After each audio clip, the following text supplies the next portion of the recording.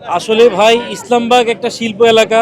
এই জায়গায় দীর্ঘ অনেক বছর যাবৎ মানুষ বসবাস করতেছে। এক সময় এখানে পানি ছিল সম্পূর্ণ, আস্তে আস্তে যখন ভরাট শুরু হয়েছে মানুষের বসবাস তৈরি হয়েছে। আর এটা এক সময় বস্তি এলাকা হিসেবেও মানুষ চিনতো, কারণ এই জায়গার পরিবেশটা সুন্দর ছিল না একটা সময়। এখন বর্তমানে ইসলামবাগ একটা শিল্প এলাকা নামে পরিচিত। এখানে প্লাস্টিক রিলেটেড ব্যবসায়ী সবাই।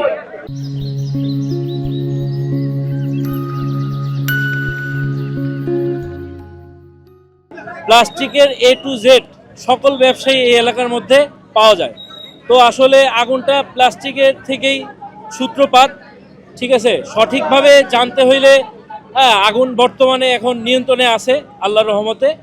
হ্যাঁ, সম্পূর্ণ নিয়ন্ত্রণ হয়ে গেলে তখন আমরা তদন্ত করে বুঝতে পারবো সঠিক আগুনটা কোথা থেকে, উৎসটা কোথা থেকে, আগুনের উৎসটা কোথা থেকে, তখন আমরা সম্পূর্ণভাবে জানতে পারবো।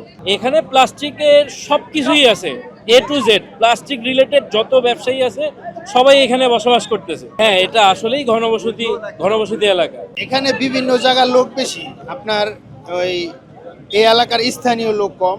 দূর দূরান্ত সবাই এখানে প্লাস্টিকের ব্যবসা করে। ওই প্লাস্টিকের যেই দানা আছে না, বস্তায় যে প্লাস্টিকগুলো রাখে ওগুলা থেকে হইলো আগুন ধরছে। আমি এখান থেকে বাবুবাজার যাইতে লইছি, তখন শুনলাম, জিজ্ঞেস করলাম, কইলো যে প্লাস্টিকের কারখানায় আগুন লাগছে। পরে আমি আগুনের নিবানোর জন্য ফায়ার ব্রিগেডের লোকের লোক আর কি যতটুকু পারি হেল্প করলাম।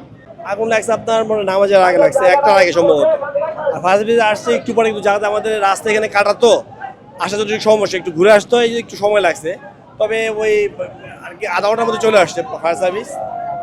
আর আপনার আসার পরে কাজ তারা করছে। আপাতত এখন আগুন নিমন্ত্রণে আছে।